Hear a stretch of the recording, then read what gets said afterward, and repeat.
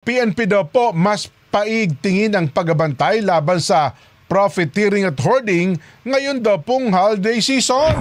Aba talaga lang ha, ibabalita po yan ni Erlo Bringas. Erlo?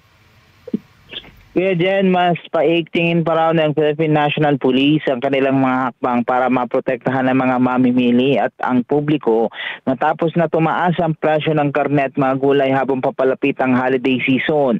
Ayon kay Acting PNP Chief Police Lieutenant General Jose Melencio Nartares Jr., nagtalaga ng PNP ng karagdagang mga pulis sa iba't ibang pamilihan, mga palengke, supermarket at wet market para mabantayan ang sitwasyon.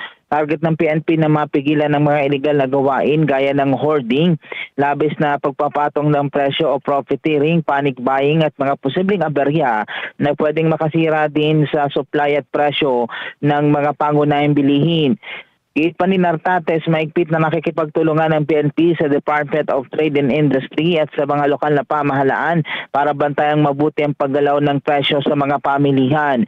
Kabilang sa magagawain na yan ang pagtulong sa mga inspeksyon para tiyaking sumusunod ang negosyante sa tamang presyo at upang maiwasan na rin ang anumang uri ng iligal at hindi makataruang pagtaas ng presyo.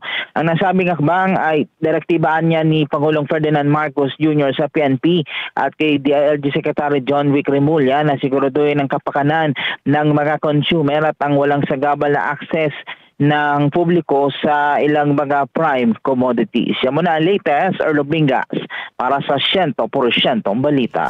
Maraming salamat, Erlo Bringas!